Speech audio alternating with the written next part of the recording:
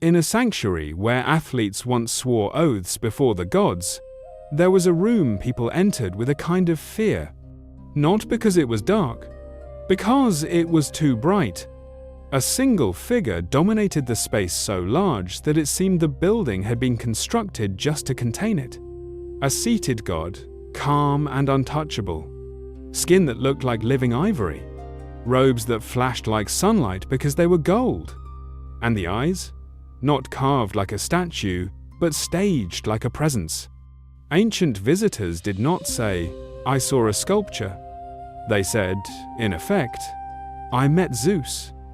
This was the statue of Zeus at Olympia, one of the 7 wonders of the ancient world. And unlike the pyramid, unlike a temple, unlike a garden, this wonder was not a building.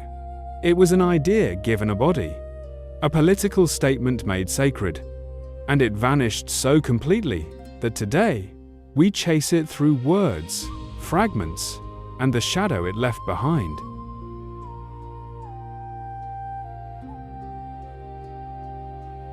To understand why this statue mattered, we have to understand Olympia. Olympia was not a normal city in the way Athens or Ephesus were. It was a sacred sanctuary in Greece, a place built around worship, especially the worship of Zeus, king of the gods. And every 4 years, Olympia transformed into something louder, bigger, and more dangerous: the Olympic Games. This was not entertainment in the modern sense. It was prestige, religion, diplomacy, and rivalry compressed into one event. Athletes arrived as representatives of their cities. Victories were political, reputation was currency, honor was everything. And above that world of human competition, Olympia placed a single, enormous message. Zeus is watching. The statue inside the Temple of Zeus was the visual proof, not a symbol, a presence. So how do you create a god that feels real? You hire a genius.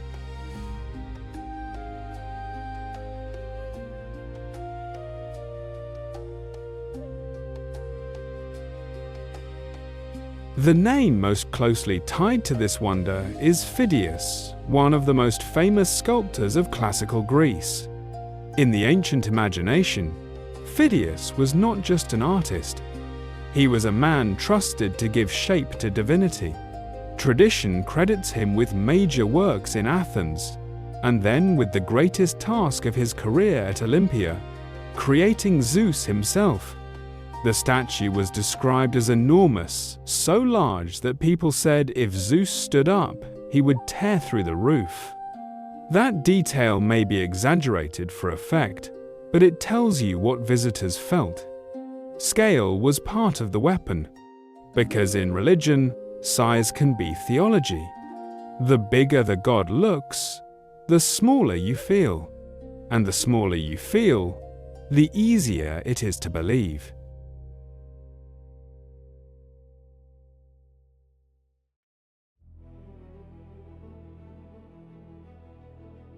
Here is what made the statue truly shocking for its time. It was not carved from a single block of stone. Ancient accounts describe it as a chryselephantine statue built using gold and ivory as the surface, mounted on a wooden framework. Ivory for the skin, gold for the robes and ornament, and other materials, precious stones, metals, and paint used for details. This is important for 2 reasons. First, it explains why the statue looked alive. Ivory, polished and lit properly, can resemble human skin in a way marble cannot. Second, it explains why the statue was fragile. Wood inside, ivory that reacts to humidity, gold that attracts thieves and political attention. This wonder was a masterpiece, but it was not immortal. It needed maintenance, climate control, ritual care. In other words, the statue was less like a monument and more like a living object that had to be protected, which fits perfectly with the sanctuary itself because Olympia did not only host games, it hosted belief.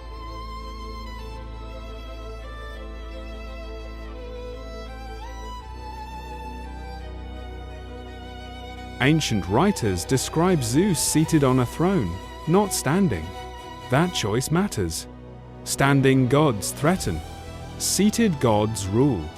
A seated Zeus is a judge, a king, a final authority. In one hand, he held a figure often identified as Nike victory, like a quiet reminder that all triumph ultimately belongs to him.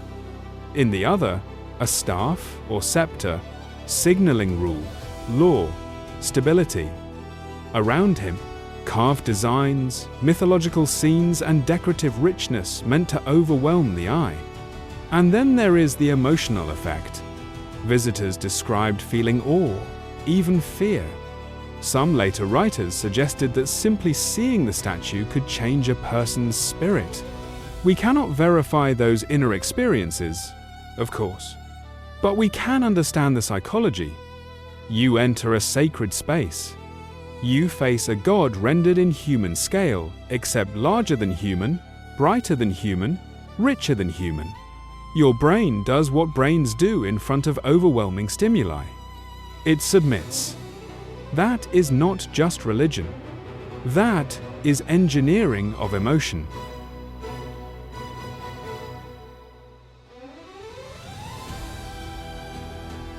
Here is the part people often miss. The statue of Zeus was not only a religious symbol, it was also a political statement. In the ancient Greek world, unity was fragile.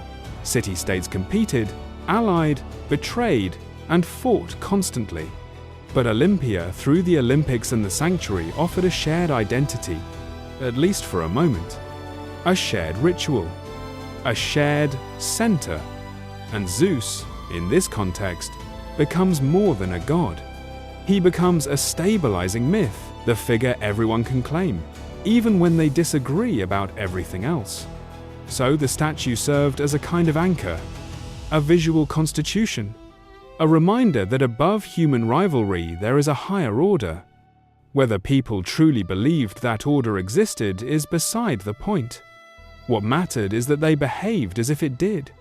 And that is what sacred art can do at its peak.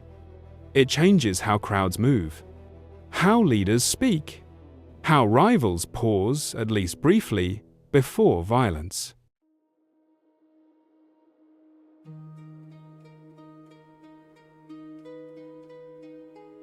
Now we reach the harsh reality.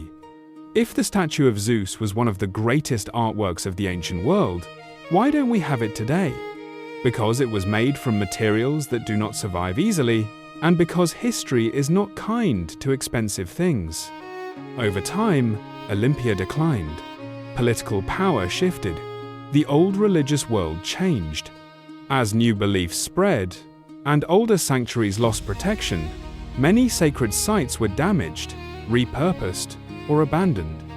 And a statue built from gold and ivory becomes vulnerable in a very simple way. It is valuable.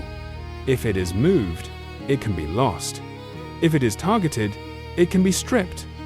If it is caught in fire, the wooden core can vanish in a night. There are different accounts about the statue's final fate. Some suggest it was transported to another location later in antiquity. Others connect its end to destructive fires. We do not have a single, universally confirmed ending, so we treat the details carefully. But the conclusion is clear. This wonder did not survive into the modern world. It disappeared into the violence and chaos of changing eras. And that, in a way, is the most honest ending for a wonder made of gold. Gold does not age quietly. Gold attracts endings.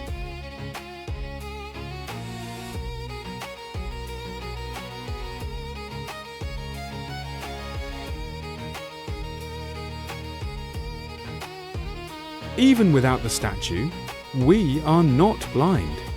Archaeology can still speak. The site of Olympia has been excavated. The Temple of Zeus is known. Its footprint remains. And while the statue itself is gone, scholars have used descriptions, surviving art, and small-scale representations, like images on coins, to propose what it may have looked like. None of these reconstructions are perfect. But that imperfection is part of the story. Because the statue of Zeus belongs to a category of wonders that can't be fully recovered, a wonder that survives mainly as influence, as reputation, as a standard. For centuries, artists and rulers chased the same goal: to create a figure so convincing it feels like authority itself. That ambition did not die with Olympia. It migrated. It evolved. It became one of the engines of art and propaganda across history.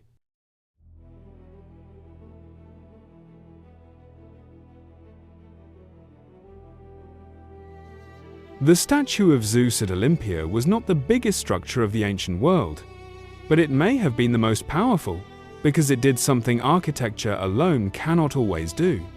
It manufactured presence.